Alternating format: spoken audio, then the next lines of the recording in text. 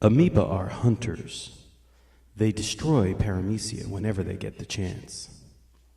Every part of the amoeba's membrane is lethal to the quick-moving paramecia.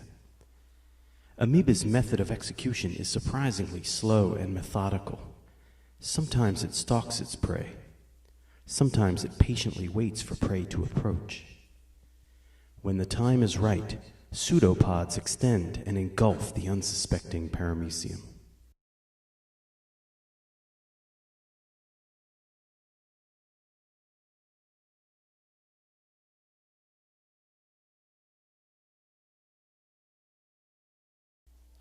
Every embrace ends with the formation of a food vacuole.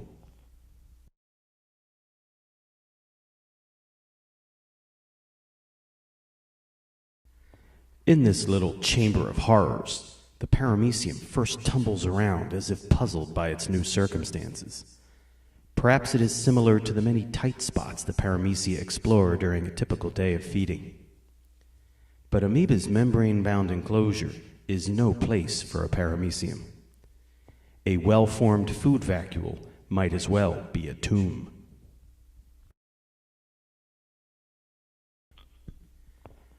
Amoeba greets a newly captured paramecium with a barrage of molecular scissors.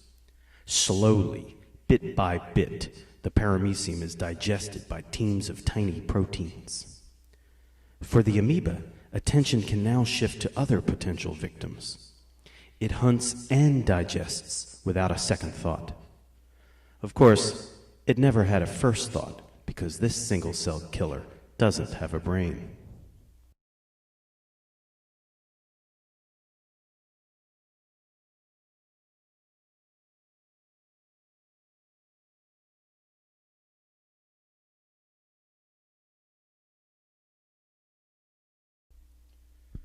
For the paramecium, the overriding goal is to escape, and do so quickly.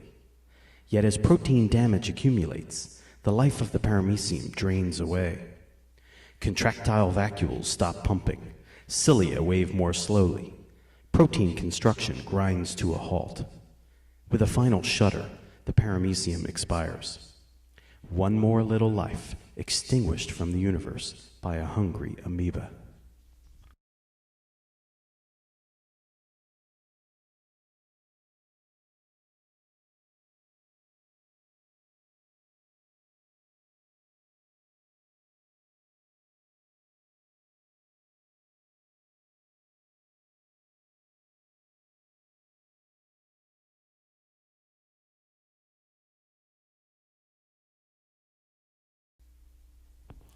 The paramecium is now a lifeless bundle of parts for amoeba.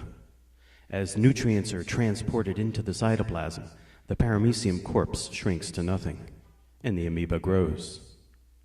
Paramecium parts now become building materials for amoeba construction projects. Like all life forms, an amoeba utilizes information stored in DNA. It makes messenger RNA recipes for microtubules and chopper proteins. It assembles new membrane receptor proteins using amino acids from its microscopic prey. It might even reproduce by mitosis. An amoeba is powered by the combustion of sugar. Floating in its cytoplasm are hundreds of miniature power plants. Called mitochondria, they generate reliable energy to animate amoeba. Like most life forms, an amoeba exchanges oxygen for carbon dioxide. Drifting in from its watery environment, oxygen enters mitochondria and participates in the destruction of glucose. Carbon dioxide waste leaves amoeba through its membrane. An amoeba's life is the result of a complex molecular dance. Lifeless molecules collide, and often enough, the collisions change one or both of the molecules. We call it chemistry. It is the basis of life. Unfortunately for paramecia, the molecular dance that is an amoeba's life requires a steady supply of food in the form of paramecia. Paramecia death is the price paid for an amoeba's life.